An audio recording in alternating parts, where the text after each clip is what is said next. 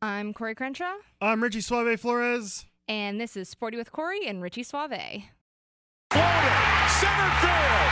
The Diamondbacks are world champions. Down is the motion man. Little flip to Fitzgerald. He scores! And the Cardinals win an amazing game. Mikhail Bucker with a chance. He walks in. He scores! Mikhail Bucker for the second straight game is the hero. What is going on, everybody? Welcome into Sporty with Cori and Richie Suave on this 4th of July week. We hope you are outside enjoying your hot dog sandwiches on the grill, along with your beer and your baseball, of course. And it's going to be a heavy baseball show for you here this week. But first, as we always do here to start the show, we need to make sure everybody knows where to follow us on all of the social media platforms. So, Cori, I will let you take care of that. Where can they follow us? Well, I'm going to stop you first. Did you just call it a hot dog sandwich? Yes, Did you I did. just make sure that everyone knew that a hot dog was a sandwich? Yes, I did. Are we bringing up that debate today on whether a Yes. hot dog is a sandwich? Yes, it is. Oh, God. End of debate. End of debate. Yes. Okay, so there's no debate. Apparently, a hot dog is a sandwich, and we have no debate about it. Okay. Well, if you want to debate us on it, you can go to either our Twitter, our Instagram, our Facebook, and you can give Richie all of the crap you want about hot dogs being a sandwich or not being a sandwich.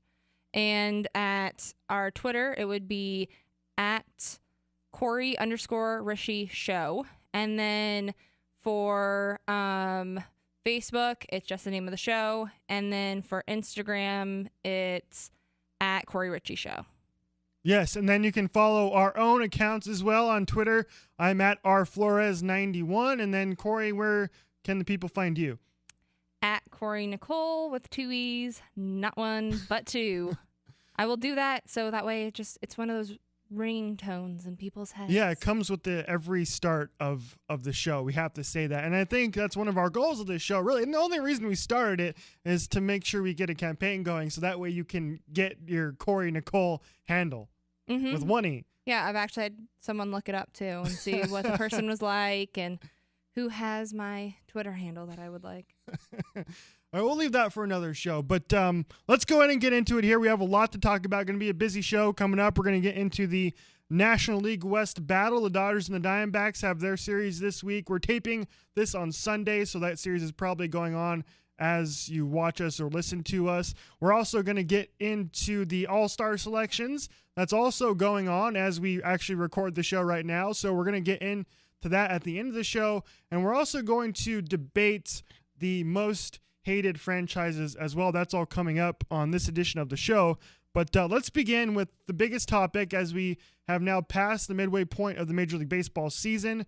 At this point, Cori, I think you can agree with me, it's kind of become a two-team race at the top of the National League West, and that's between the LA Dodgers and the Arizona Diamondbacks. Yes, the Rockies used to be kind of in the race, but then they took a rather large dump, if you want to call it that. And now they're not particularly in that race, but now it's really tight between the Dodgers and the Dbacks. And after, we don't know how the game will go today. Right now, the Dodgers are losing, so if they continue to, it'll be only 2.5 games that the Dbacks are behind them. But it's going to be really fun because these are two amazing teams, and it's going to come down to who can score the most, keep tight pitching, and just not have many errors. They're both such great teams that it's going to come down to the nitty-gritty little things.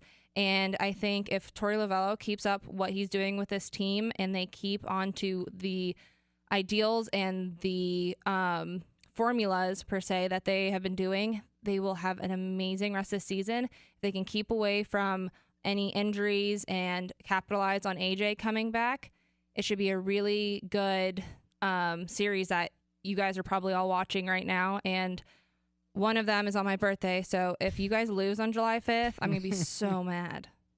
We'll save the sing you happy birthday until later in the show as well. Oh, God, please don't. I will save the people from my singing voice. But I think, Cori, as far as this Diamondbacks-Dodgers kind of race is headed. I think there's a misconception as far as the national media is concerned. The national media, to me, is kind of in the bag for the LA Dodgers. They think this race is over, done with, and shut. And they think the Dodgers are pretty much going to take a cakewalk to the National League West title. And I will say, I think I think they're going to end up on top. I think they're going to win the division ultimately, and we'll get into some of the reasons why in just a moment. But it's super close. These two teams are neck and neck. And we can dive into the numbers a little bit here. And if you look at the top of the National League, the Diamondbacks and Dodgers are essentially 1 and 2 in just about every category. They're second and third in runs scored. They're second and third in OPS. They're first and second in team ERA. They're first and second in bullpen ERA, and they're first and second in starting pitchers ERA as well. So these two teams, and if you look at the numbers themselves, they're super, super close. It's a really close gap between these two teams. But the biggest difference so far to me is the addition of Cody Bellinger to the Dodgers, as well as the X factor in Clayton Kershaw. When you have Clayton Kershaw on your team, and he's been the best starting pitcher in all of Major League Baseball for probably the past 5 or 6 seasons. He's already won a couple of Cy Young awards. He's the guy that really changes the game for me as far as these two teams are concerned. Him at the top of the rotation is why the Dodgers are going to win the National League West this season, I think. You think that solely off of pitching that they're going to be able to make it, though? Because there's so many things that are going to become a factor. You were talking about how Bellinger is going to be huge for them, but AJ, you were talking about earlier before we started shooting the show, is going to be that type of person for the Dbacks. So you don't think that Greinke can be the same as Kershaw for us? He can be for the Diamondbacks, but he's certainly not as good as Clayton Kershaw. Clayton Kershaw is on his way to winning another Cy Young award. He is probably the best starting pitcher in Major League Baseball again this season, outside of probably Max Scherzer with the Nationals. They're kind of neck and neck atop of the National League. But I will say that getting AJ Pollock back is going to be huge for the Diamondbacks. That's kind of be an interesting storyline for me too, because like I mentioned before, when the Dodgers added Cody Bellinger, they were basically a 500 team. I believe they were like 11-13 at the time. And since he came up, they are 48-17. And Bellinger at this point is neck and neck for me with Paul Goldschmidt for the National League MVP award. Nonetheless, just the rookie of the year, which he's probably going to walk away with. So when the Diamondbacks get AJ Pollock back, that is pretty much going to be their Cody Bellinger. And AJ is having a great start down in Reno. He already had a game earlier this week where he hit 2 home runs. And Torey Lovullo seems excited for him to come back. From what I understand and from what we read, AJ's probably going to come back, if not in the Dodgers series, maybe next weekend against the Reds. But yeah, I mean those are pretty good comparison actually, I think. I agree. I definitely think though that a lot of this is going to come down to injuries, because if you look at any of it, at least AJ is coming back from his injury. Given he's been injured a lot the past 2 seasons, but I think they're telling him to be a little bit easier on himself with his base running, because both times it was base running that he really hurt himself. And he even knew about that elbow last year before he ended up sliding into home base and hurting himself. So if they come into a situation where they have a lot of injuries, I don't think that either team will be able to sustain the type of power that they have right now. It's going to particularly, I think, come down to the amount of runs that they can toll up in a game and how many few errors they can have. This game that was today, before we were shooting this, against the Rockies was so much of a closer game than it needed to be. There were errors that didn't need to be made, and that's what made it into such a close game. I think if they would have been a lot tighter and a lot cleaner, it would have never have happened. I mean, people have been calling them the Dramabacks. They've been calling them everything because it's been such a dramatic year.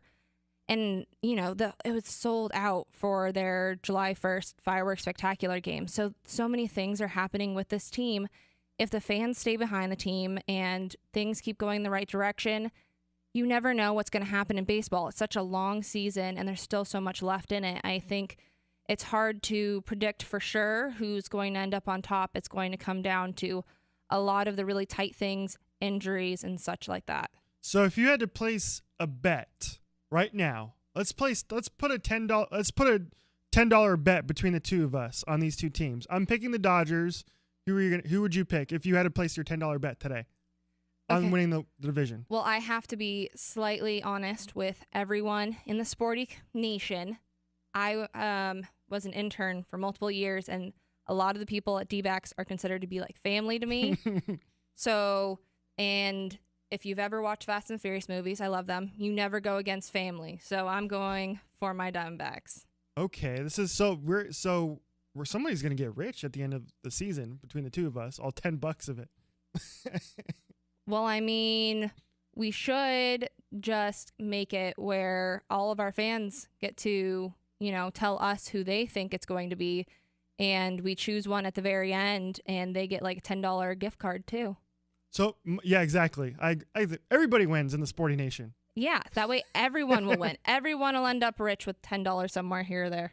Real quick before we wrap up this segment, Corey, I do think both of these teams are going to make the playoffs. If one wins the division, one's going to make it as a wild card. I mean, if the Diamondbacks play 500 baseball the rest of the year, they're still going to be a 90-win team, and that's usually normally enough to get one of those two wild card spots. If you look at Fangraphs projections, as far as they're projecting the rest of the season, the Dodgers are pretty much a lock to make the playoffs at 100%. Diamondbacks are right behind it, just over 90. This is the best season start to a season that they've ever had, and Mark Grace said that it's better than the 2001 team. So that's a World Series team. So I would think that this would probably be the year for them to definitely make it to the playoffs. Coming up next, we'll discuss who we think are some of the most hated fan bases in sports. But first, it's time for Richie's Dick of the Week. Thank you very much, Corey. It is time once again for my favorite segment of the week.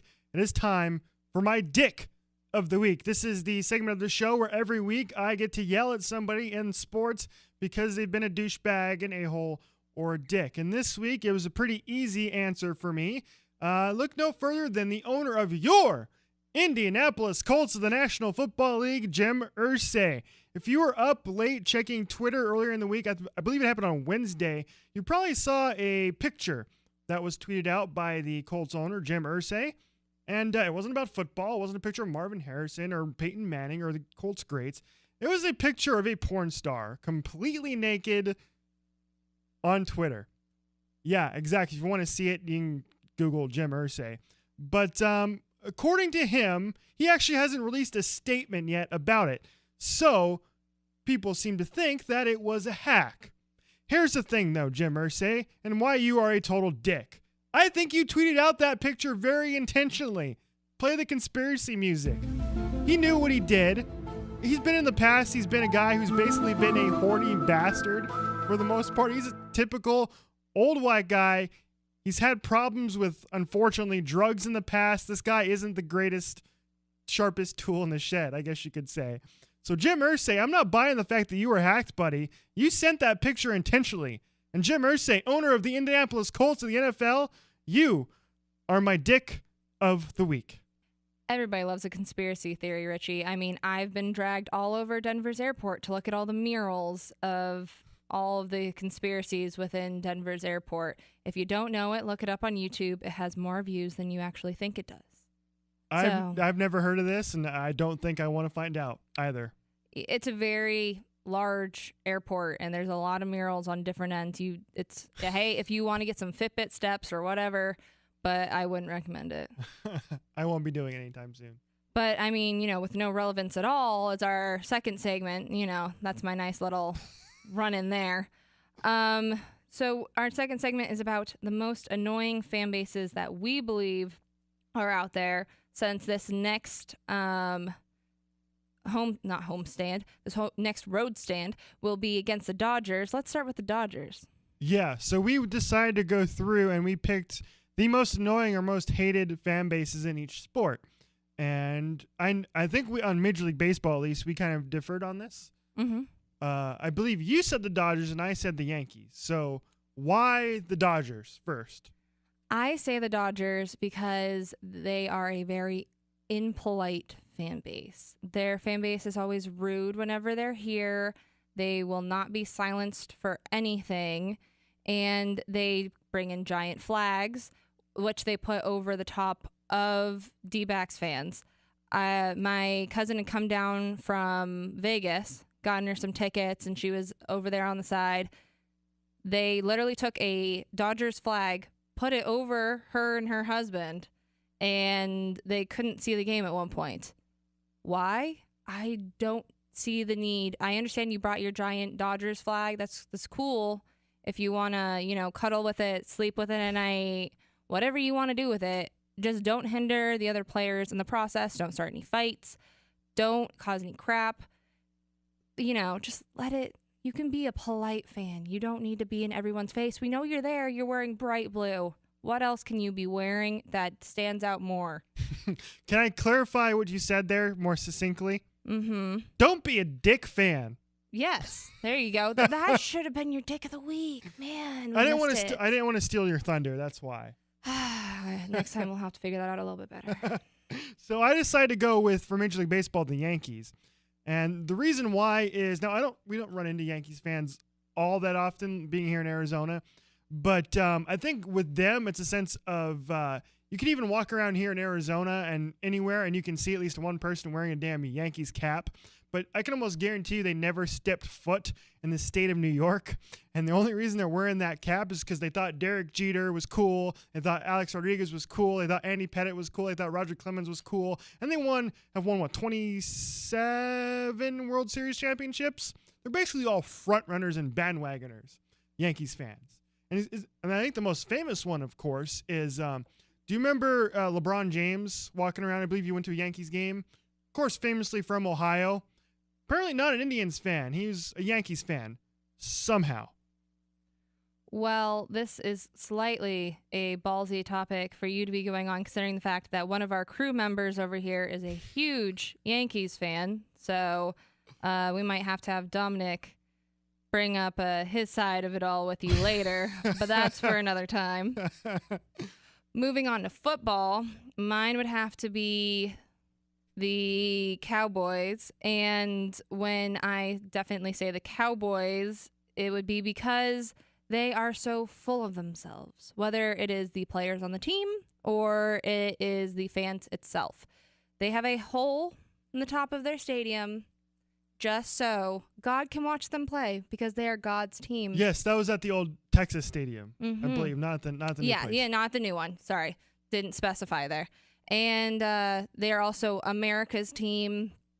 And the only thing that I can vouch for them having America's whatever would maybe be America's cheerleaders, because everyone knows the Dallas Cowboys cheerleaders, which is almost more popular than the team itself.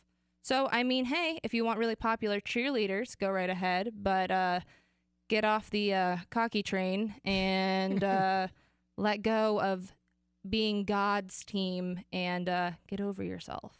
I think I agree with that one. And I run into this every day because on my day job, The Freaks with Kenny and Crash, my boss, Kenny Sargent, he may or may not be watching this. I have no idea. I'm going to send this to him for sure so he can watch it because I'm going to basically shit on his team. But he's a Dallas Cowboys fan. He grew up in Texas, of course, so I have to deal with him on a regular basis. No, I love you, Kenny. You're awesome. But your Cowboys snorkelership, a little too much, considering you haven't won anything in, 20 years? Oh, but you will hear. If they win, you'll hear it everywhere. Absolutely. They Yeah, will exactly. let you know. Good point. Yeah. It's like a Seahawks fans. They're the other ones. If they win, they will tell you for years that they won a certain game.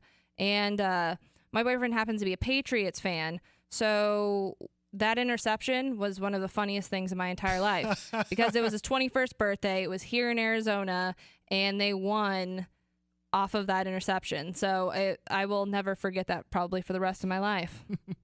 So there we go. So that's 2 for baseball and football. Now let's move on to the NBA. Now I know both of us aren't really big NBA fans at all, but I wanted to mention one team in particular here, which again is very personal to me. I hate the San Antonio Spurs. I don't really necessarily hate their fan base. I think they're a fine fan base. They have great fans. They're fine. But I just hate the San Antonio Spurs because of what happened between them and the Phoenix Suns rivalry back in the early 2000s during the 7 seconds or less era, when Steve Nash was basically hip-checked into the boards by Robert Horry, and his teammates decided, to help him out because he was basically bleeding on the sidelines. So they decided to get off the bench and make sure anything else didn't happen. And then, David Stern walks in, decides to basically hug the San Antonio Spurs and suspend Amari Stoudemire for a game in the Western Conference Finals that the Suns probably should have freaking won. So it's a very personal issue to me. I just don't. San Antonio Spurs are basically the one reason the Suns never won a championship during the 7 seconds or less era. So it's not fans necessarily, it's just the damn team. That was much calmer than I thought you would be. We talked about this last night, and it was not that calm. So I'm glad that you went calm for that one. We don't really have much time left for our hockey one, but we'll just drop it out there so all of you that are fans of this team can write us in, hate mail, because there's a lot of you out there. But we would choose the Blackhawks. Do with it what you will. There's too much of them on damn TV. They get a freaking Winter Classic every time. They're playing in every outdoor game. The NHL shoves them down our throats with about 50 national TV games a season. I'm sick of you, Chicago Blackhawks. I'm sure there's going to be a lot of people who are going to hate on this for that. I don't like the Kings either, but I don't have time for that one either. I could talk about that one for an entire show. We went on too long there, but let's cap it there and let's move on. Coming up next, we are going to get into the MLB All-Star teams. The Diamondbacks and Dodgers both got 4 players each. We'll let you know who they were, but first, coming up next, we're going to continue our series of fantasy baseball drafts. And this week, Corey, we are going to get into a draft of the Avengers. All right. So for my number 1 pick as our pitcher would have to be the god of all gods, the son of Odin himself, Thor. You're talking about Noah Syndergaard from the Mets. Right. Get it? Because his nickname is Thor. Only you would bring actual baseball into our fantasy baseball. So you're going Thor number 1, which I agree with. Mm-hmm. If he can yield a Mjolnir. Are you trying to talk about his hammer? Yeah. I could have told it to you before you said it like that, and now I'm completely lost on what I'm trying to say here. I don't know. After you did that, I'm not going to be able to pronounce it correctly. Just move on. All right, let's move on then. I'll just forget it. You can actually, let's do this. In the comments section, either on SoundCloud or on YouTube or on Twitter, you can let us know how to pronounce it correctly. Sounds good. Okay. So I have the number 2 pick in the Avengers Fantasy Baseball Draft, as this is the second week in a row we've done this. And the catcher, I am taking Ant-Man. Ant-Man. Are you taking Ant-Man only because of the fact that our crew really wanted Ant-Man so badly, or do you really believe in Ant-Man? Let's be honest. We just ran out of Avengers to pick, so that was the only position we had left, and that's where Ant-Man's going to go. Okay.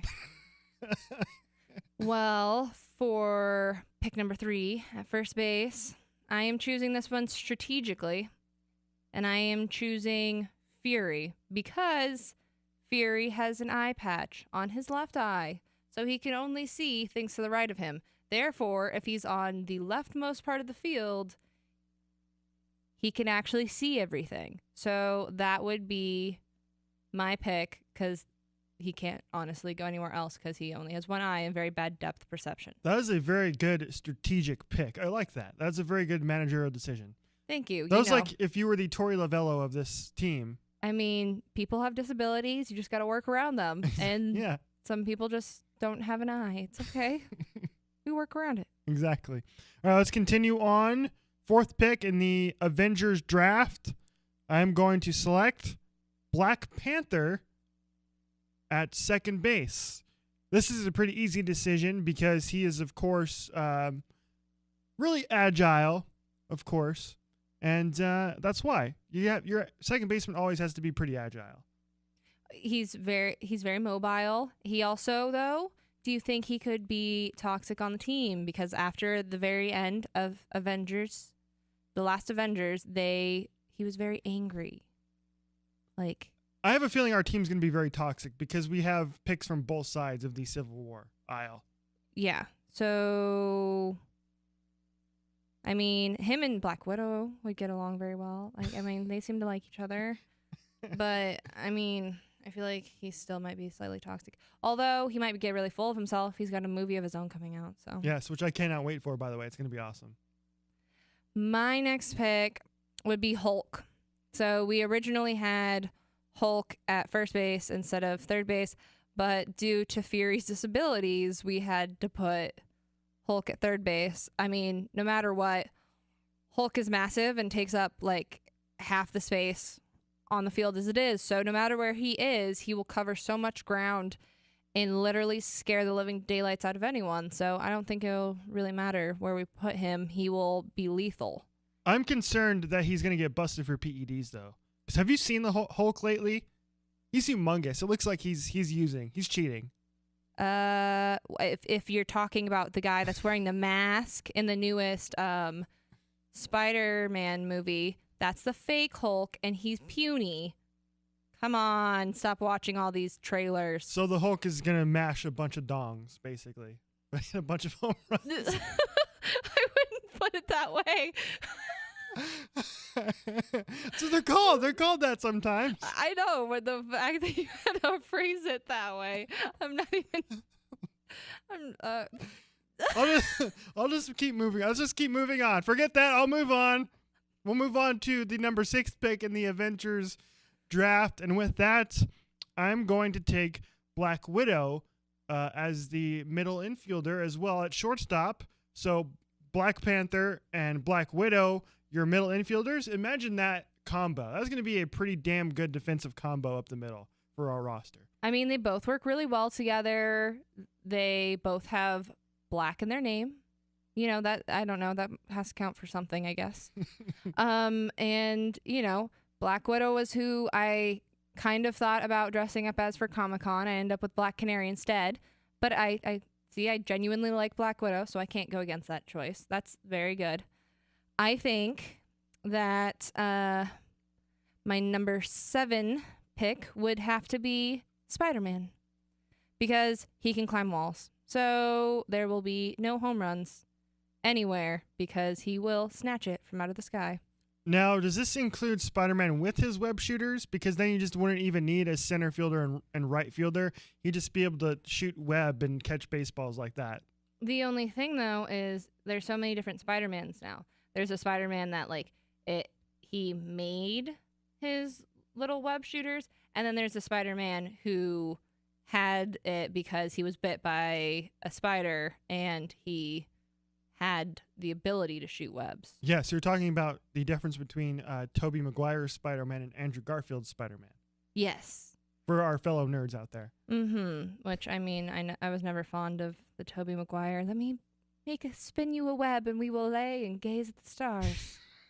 But, I mean, like, I in that situation, it would, I guess, depend on whether... Because you can't bring any gadgets onto the field, so it would have to be the Tobey Maguire one where he actually had it in his DNA. Yes, okay. Good clarification. Thank you for that. You're welcome. We'll move on, and our center fielder, I thought this was an easy one because he's the captain of the Avengers. He would make a good captain of the outfield and play center field, and that would be Captain America. Plus, he could jump pretty high, so he would be able to rob a bunch of home runs. And I think he'd be a pretty solid hitter as well because he has the serum in his system, which makes him a lot stronger. So Captain America, center fielder, maybe one of the easiest choices we made, probably. That was pretty... I mean, depending on whether he can bring his shield or not, too. I mean, you can block any ball from getting out of there with that shield. And it won't even dent it because of what it's made out of. Vibranium, for all you weirdos out there like me. But then, number 9, to finish it all out, Iron Man. My personal favorite and small obsession. I love Iron Man. I just absolutely love Iron Man. I'm so glad they had Robert Downey Jr. be Iron Man.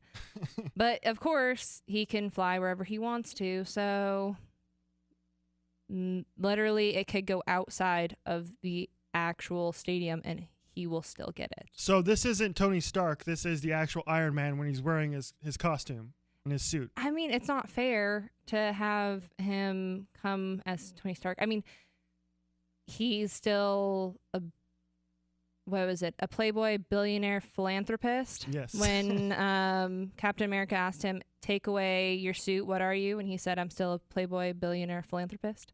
So, yeah, I mean, there is plenty of really great things about Tony Stark himself, but I feel like it's unfair with everyone else's abilities to not let him have his suit. It's part of who he is. I agree. So there you go. That's our starting 9 for our Avengers fantasy draft. Now, last week we did get some feedback on our Star Wars draft, and we missed out on Jabba the Hutt.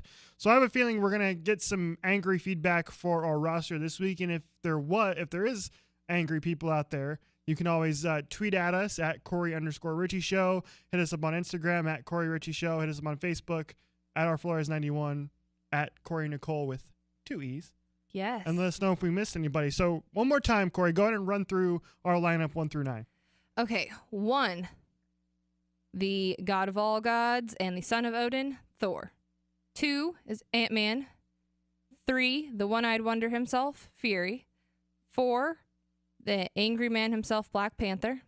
The angrier man, Hulk. Black Widow. Spider-Man. Do with that what you will. 8 would be Captain America. And 9 is my man, Iron Man. There you go. That's our lineup. Let us know what you think. So at 4 o'clock Arizona time today, the All-Star rosters were released, and it's actually more impressive than we thought. What was it for the AL? So yeah, we're just gonna go and roll through pretty quickly the starters that were announced. Then we'll get into the Arizona Diamondbacks that made it and our thoughts on that as well. So the starters for the American League, it's going to be Aaron Judge, Mike Trout, George Springer in the outfield. Catcher is going to be Salvador Perez. Your first baseman is going to be Justin, don't call me Felicity Smoke. Your second baseman is going to be Jose Altuve, who's one of my favorite players to watch in the game. Shortstop is Carlos Correa, who could be one of your leading MVP candidates in the American League at this point. Third base, Jose Ramirez, and your DH is Corey Dickerson. Corey, go ahead and take us through your National League starters. National League starters will be in the outfield, Charlie Blackmon, as well as Bryce Harper and Marcel Ozuna. And your catcher will be Buster Posey. First base, Ryan Zimmerman. Second base, Daniel Murphy. Shortstop, Zach Cozart. And third base, no surprise at all, Nolan Arenado.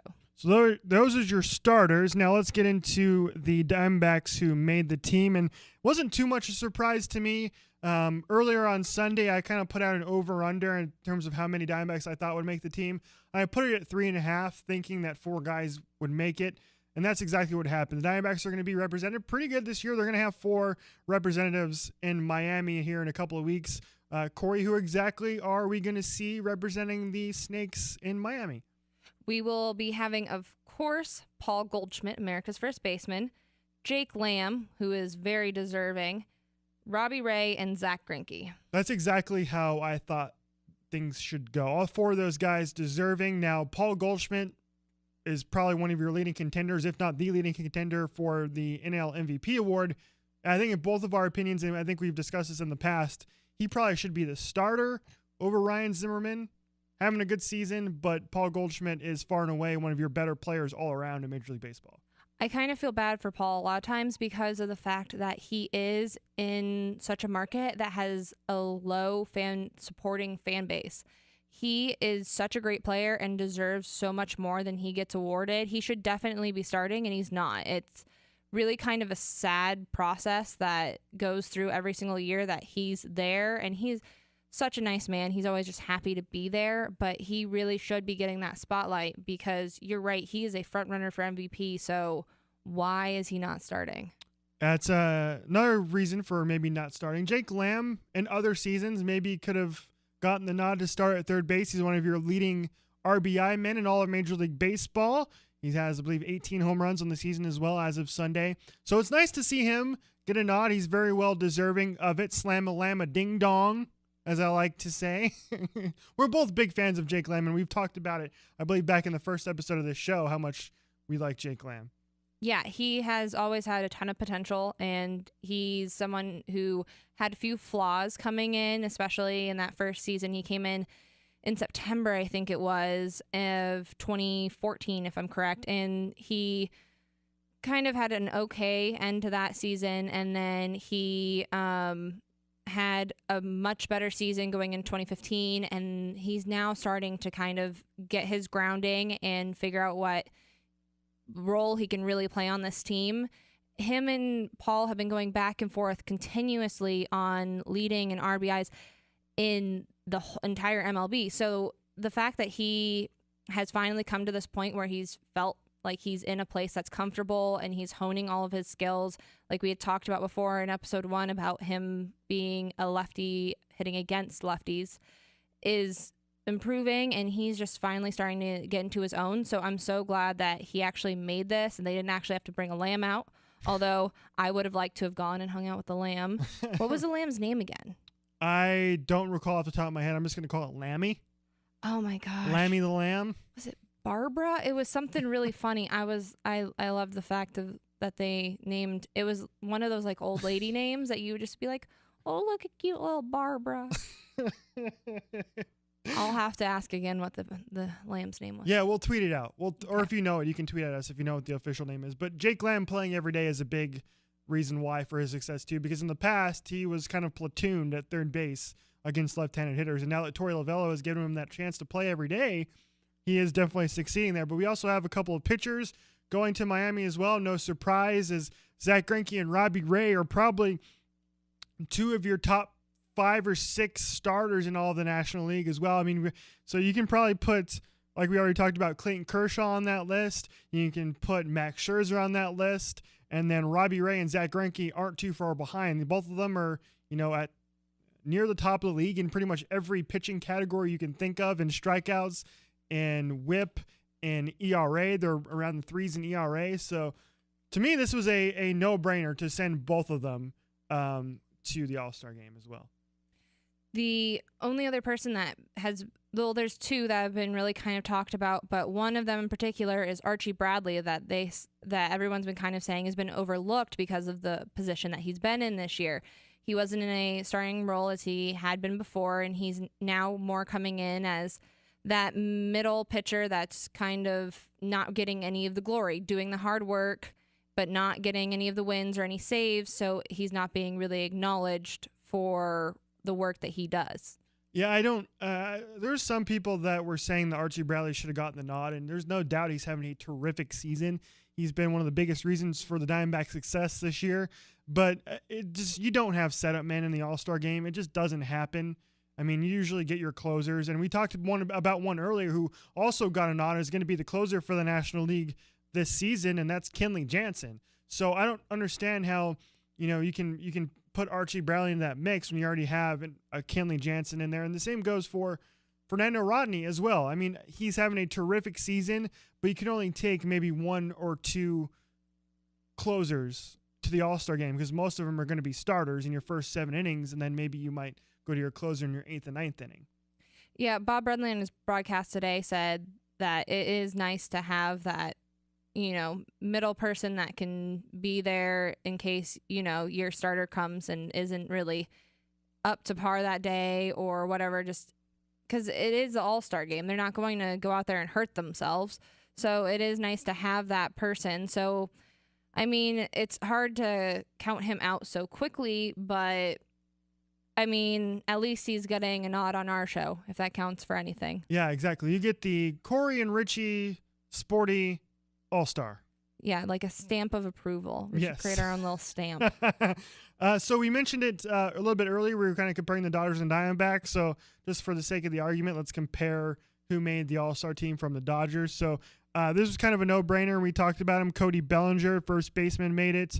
Corey Seager, the shortstop, made it. Clayton Kershaw, the starter, made it. We mentioned him already, as did Kenley Jansen, the closer. So both of these teams got 4 players named to the All-Star game, which is pretty fitting considering how close they are atop that division. Very true. However, the fact that none of them are starting. That is kind of weird considering it's LA. That wasn't able to vote for their own guys. Usually we have at least 1 Dodger. They do have the problem in the fact that their TV deal has been having a bunch of problems. They couldn't actually settle on something, so they haven't been on air as much as they normally have. and they have been having problems with fans being interactive that way because they can't reach out to the fans through those games like that. So that could be part of the reason, but when you take the fact that they are so high up in the NL, like they're team number 2 and number 3. So it's like the fact that both the Dodgers and the Dbacks don't have anyone starting, it seems, I don't know, the system seems slightly flawed. I mean, we will always kind of say that, but there's always the fan vote part of it is always, to me, it kind of sucks because there's people that really do deserve to get such great recognition and so much, kudos for what they do, and the fans just don't come out and do that. That I'll talk about my own Cori's Corner, but I mean, it is one of those things that I feel like they get gypped a little bit on. Can I give my 2 cents here as we get ready to wrap up this segment about fan voting quickly? Mm-hmm. So I actually don't have a problem with it at all. I mean, I don't remember. When I was a kid, I used to vote all the time in these things, but for the last couple of years, I just don't care. At the end of the day, the All-Star game itself is for the fans. And if the fans care enough to go out and vote for these guys, to me, that's what matters. It's not about deserving a spot or not. All-Star games, whether it be the NHL, the NBA, the Major League Baseball, it's for the fans. So whoever they want in the game is who they want to see. And so I've never had a problem with it. I mean, it is what it is. You're only going to get a couple innings. Everybody gets their fair share of play in an All-Star game anyway. So to me, it's never going to be that big of a deal. Just let the fans keep the vote. What other alternative is there going to be? Are you just going to let the managers name the rosters? That's pretty boring, if you ask me. I mean, I agree with you in some regards because you're right. They're all getting a recognition in some way or another, at least being there and doing everything. It just, Goldie looked so lowly last year, just kind of sitting there in the dugout. And that was one of the big things that was a talk coming out of it, was how Goldie sat there and looked like he was sitting like a second-class citizen. And I just feel like they deserve a little bit more respect than that. Yeah, I could think, like, there are definitely guys who deserve to start, but there's only 9 positions on the field. So you can only have 9 starters. And by the way, so Clayton Kershaw, to me, is probably going to be your National League starter anyway. And from what I understand, Paul Goldschmidt is the leader in the clubhouse to get the DH spot in the National League as well. So we're probably going to get a Dodger and a Diamondback starting in the All-Star game anyway. But with that said, we have run out of time for this segment, and it is now time, as always, to wrap up the show. Let's take a jaunt into Cori's Corner. All right. Before I start Cori's Corner, I have to introduce my guest star back here, Drake. But now I would like to use my Cori's Corner today to do a PSA for the Diamondbacks. The Diamondbacks have had the best start that they have ever had and one of the best home records ever. And they are literally killing it this season. So the fact that fans aren't coming out to games is still killing everyone in Arizona. It just shows that we don't have the fan base that this state needs. We're a rather large market, and we don't show the fact that we are such a large market. It took a fireworks spectacular on July 1st for there to be a sellout crowd. It shouldn't take fireworks and a free t-shirt to get you to go to the games. It should be the fact that these players work hard day in and day out to be elite and be on top and show that we do have good teams in this state. What is it going to take to get you guys to go to the games? You need to be more loyal and more supportive fans. I'm calling you all out. I am done sitting by and watching these fans just sit back and not support their teams. Right now, the Diamondbacks deserve your attention and deserve your time. And what else do you have to do? It is 120 degrees outside. At least it's air conditioned in Chase Field, and you can sit back and drink a cold one while watching a baseball game. It's one of the greatest American traditions that we've ever had, and it should be cherished. But that is all that I have for today. Please think about what I said, Arizonans, and all Dbacks fans alike. And stay sporty, and good night and good sports.